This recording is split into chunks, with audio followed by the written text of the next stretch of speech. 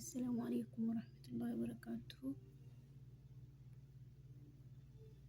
የዩቲዩብ ቻናል ቤተሰቦች እንዴት ናችሁ? ሰላም ናችሁ? ደህና ናችሁ ወይ?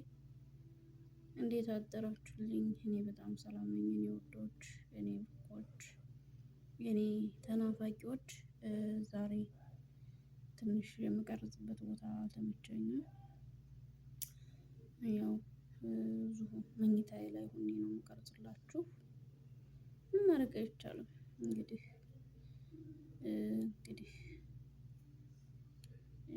ሸቃላ እስከሆነ ድረስ ቢከፋንም ቻል አድርገን ማለፍ ነው እና ያለብን። ያው እንግዲህ ባለሁበት ቦታ ሆኜ ነው የምቀርጽላችሁ። ዛሬ ትንሽ ቦታ አልተመቻቸልኝም። ቢሆንም እንዴት ዋላችሁልኝ? እንዴት ናችሁልኝ? ውሏችሁ፣ ጤናችሁ፣ ህይወታችሁ ሁሉ ሰላም ነው ወይ? ከእኔ ጋር ሁሉ ሰላም ሁሉ መልካም ነው። ያው እንግዲህ እኛ የሰው ልጆች ስንባል አንዳንድ ቀን ይከፋናል፣ አንዳንድ ቀን ደስ ይለናል። ያው አልሐምዱሊላህ አላ ኩል ሀል። ምን ሆነሽ ነው ምናምን ብላችሁ ደግሞ እንዳታስቡ፣ እንዳትጨነቁ። ደህና ነኝ፣ ምንም ነገር አልሆንኩም።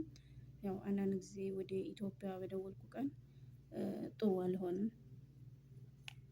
ጥሩ ማልሆንበት ነገር ያው ልጆችም ሳናገር እናቴ ተናፋሽ እንግዳ አሁን አትመጭም፣ ቤተሰብም አትመጭም ወይ? ኧረ በቃሽ፣ ኧረ ገንዘብ ጋር ልሞች ነው፣ ኧረ ምን መሆንሽ ነው? እኛ አይናሽ ናፍቆናል፣ እንድናይሽ እንፈልጋለን ይሉኛል። እስኪ ማን ነው እንደው የኔ ቢጤ ሁላችንም በርግጥ ስደት ላይ ያለን ሁላችንም አንድ ነን። ግን እስኪ እንደው ማን ነው የኔ ቢጤ ደግሞ ወደዛም ደውሎ ሰላም የሌለው እዚህም ሰላም የሌለው ማን ነው የኔ ቢጤ? እኔ መሄድን አልወድም፣ መሄድን ጠልቼ ነው። ድክም ስልችት ስጥልት ብሎኛል የአረብ ቤት ማለት ነው። ወላሂ ልፋት አድክሞኛል፣ ጉልበቴ ደክሟል፣ ልቤ በቃ ልቤ ደክሟል፣ ልቤን ያመኛል። አሁን ሰዓት ላይ ልቤ ነው የሚያመኝ እና መሄዴን ጠልቼው አይደለም፣ በመሄድ እኔም ደስ ይለኛል። እኔም ፍላጎት አለኝ፣ የመሄድ ፍላጎት አለኝ። ግን አሁን ልሄድ ነው በቃ ብለን ፕሮግራም ስንይዝ ሌላ ያላሰብነው ፕሮግራም ይመጣል። ታዲያ እኛ ምን እንሁን? ቤተሰብም ይሄን ሊረዳ አልቻለም። ትናንትና ብዙ ነገር ተፈጥሮ ያውቃሉ። ከባለቤቴ ጋር ያለውን ነገር ያውቃሉ። እኔ የሆንኩበትን ሁኔታ ያውቃሉ። ሁሉ ነገር ያውቃሉ። ዛሬ ልክ እንደ አዲስ ትደውል፣ አትመጭም፣ አይበቃሽም፣ በቃ እንደዚህ እያልሽ አንቺ ሀያትሽን ሙሉ እዛው ልትፈጅ ነው። ለልጆች ድረሽላቸው፣ ልጆች አይናፍቁሽም ይሉኝና ልቤን ያሳምሙኛል ማለት ነው። እንደገና ያው ታውቃላችሁ ሰሞኑን ልቤን አሞኛል። ከኋላ ወገቤ የተቃጠለ፣ ጀርባዬ የተቃጠለ፣ ጨንጓራዬ ተነስቶብኝ በጣም ታምሜ ነው የሰነበትኩት እና አሁን ደግሞ ተሻለኝ ትንሽ ቀለል ታለኝ ብዬ እስቲ ልደውል ብዬ ብደውል በቃ እኔ አሁን ሀሳቤ ጭንቀቴ ባህርተኛው ጋ ነው። ይኸው ባህርተኛውም ድምጡ ጠፋ። እዚህ ነኝ እንኳን አላለም። እኔም የሱ ጭንቀት ወላሂ እንቅልፍ እንኳን ወስዶኛል ማለት ነው። ወላሂ እንቅልፍ ወስዶኝ በቃ ህይል ይልብኝና ብትት እላለሁ። የት ቦታ ይሆን ያለኸው? ምን ቦታ ላይ ሆነህ ነው? ምን እየሆንክ ይሆን? ምን እያደረጉህ ይሆን? ወላሂ ጭንቀት አላስተኛኝ ብሏል እኔ ማለት ነው። ግን ኢትዮጵያ ያለ ሰው ይህንን አያውቅም። እኛ እዚህ ሆነን ሚዲያ ስለምንከታተል ብዙ ነገር እናያለን። እነሱ ግን እንደኛ ሚዲያ ስለማያዩ ወሬ ብቻ ስለሆነ በባህር መንጣት ለነሱ ሲምፕል ነገር ነው የሚመስላቸው። የሆነ ቀለል ያለ ነገር እከሌ እኮ ቢሄድ እከሌ ያለችው የከሌ ልጅ አለ አይደል? የአጎቱ ልጅ አለ አይደል? የአክስቱ ልጅ አለ አይደለ? አክስቷ ልጅ አይደል? አጎቷ አለ አይደል? በቃ እዛ ኢትዮጵያ ያለ ሰው ይሄን ነው የሚለው እና ምንም ልንረዳዳ አልቻልንም።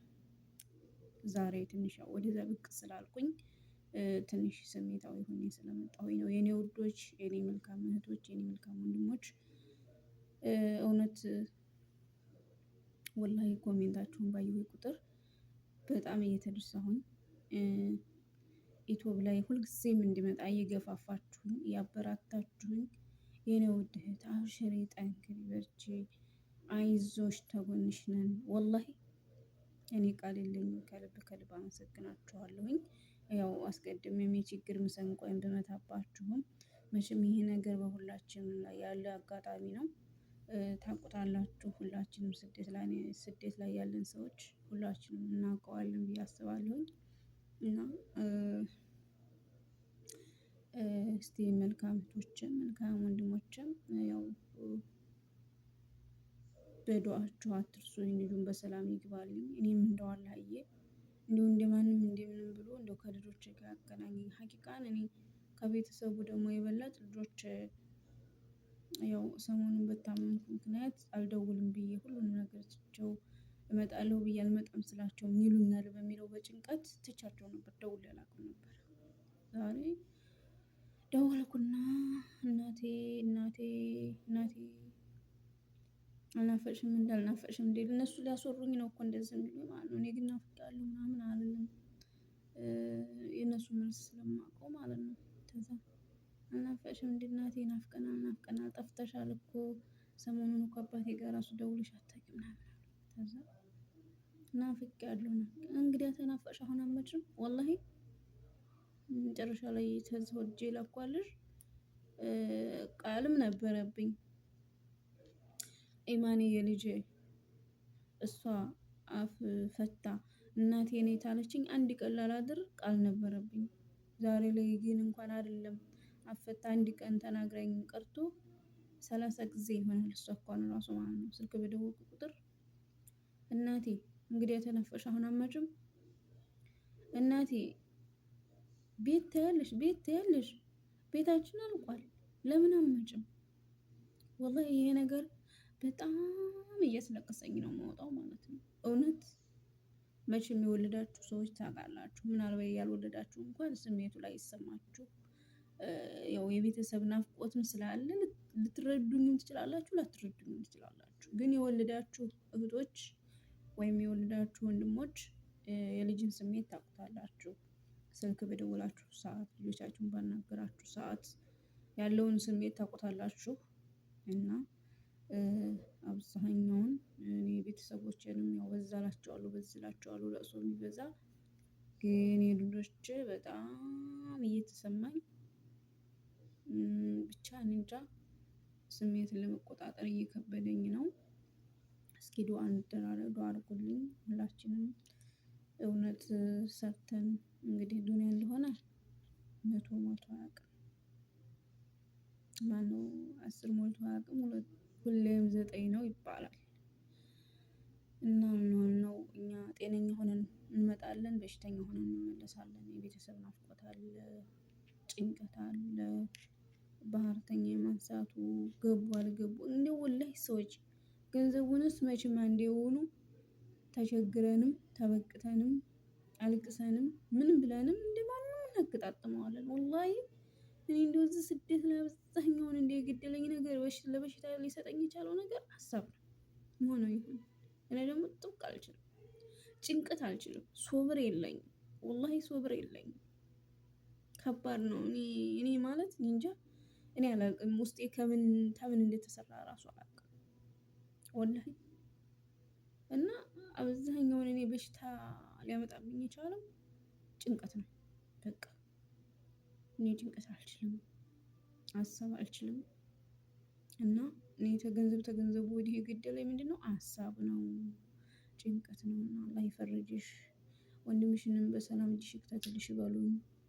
አላህ ደግሞ አሳክቶልን ሁላችንም ስደት ላይ ያለን እህቶች ወንድሞች በሰላም ለሀገራችን ያብቃን። ልጆች አለን ከልጆቻችን ጋር ከቤተሰቦቻችን ጋር ያገናኘን። ብቻ የሰው ሀገር የሰው ነው። ምንም ብንደክም ምንም ቢሆንም የሰው ሀገር አገር አይሆንም። ምን ተመችቶን ሰው ሀገር ላይ ምችት ድልት ብሎኛል ለሰው ሀገር ላይ ብንልም የሰው ሀገር መሆኑን በሆነ አጋጣሚ ቅርታ መፍጠሩ የማይቀር ነገር ነው። ደግሞ ስደት ላይ ይመቸኛል የሚባል ነገር የለም። ሰው ስደት ላይ ሆኖ ይመቸኛል አይሰራም።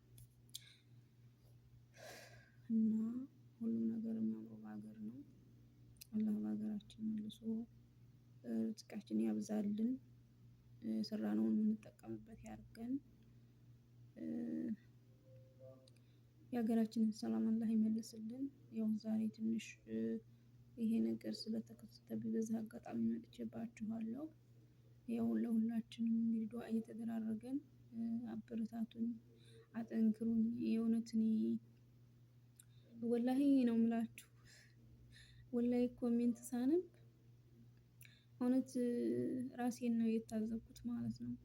ራሴን እንዴ ለካ ከሰው ጋር መደብለቅ ይሄን ያህል ያስወድዳል ወይ ነው ያልኩት ማለት ነው። ያኔ እንግዲህ ሚዲያ ላይ ብቻ እኔ ደግሞ አብዛኛውን እንግሊዘኛ እንኳን ራሱ እንደዚህ ማንበብ አልችልም። ብቻ እኔ አላቅም። ወላሂ የኔ ውድ እህት አብሽሪ፣ ጠንክሪ፣ በርቺ፣ ከጎንሽ ነን፣ እናበረታታሻለን ምናምን ይሄን ሳይ እውነት ልቤ ሙሉ ነው ማለት ነው። እንደው ልባችሁን ሙሉ አላህ ያርግልኝ። ርዝቃችሁ ሁሉ ይከፈትላችሁ። ስራ የሚያጣ ስራ ያግኝ። ትዳርም የሌለው ጥሩውን ትዳር እንደው የማይደግም የማያደጋግመውን ከልጅነት እስከ ጀነት የሆነውን ትዳር አላህ ይስጥልኝ። ትዳር ፈላጊዎችንም ትዳር የያዝነውንም አላህ መጨረሻችንን ሁሉ ያሳምርልን። የልጆቻችንን ሀቅ የባሎቻችንን ሀቅ ምንወጣ አላህ ያድርገን። ያ ረቢ አላህ ለሁሉም ከሀገር ውጭም በሀገር ውስጥም ላለው ሁሉ ሰላምን እመኛለሁኝ። አላህ ሰላማችንን ብዝዝት አድርጎ ያሰፍንልን። የሀገራችን ሰላም ተመልሶ ሀገራችን ተረጋግቶ ደግሞ እኛም በሀገራችን ተመልሰን እኛም ደግሞ ቀጥረን የምናሰራበትን ጊዜ ያምጣልን። በቃን እንግዲህ በሰው ሀገር ጉልበታችን አለቀ፣ በሽተኛ ሆን። ብዙ እህቶቻችን በስደት ላይ አልቀዋል። ብዙ ወንድሞቻችን አጥተናል።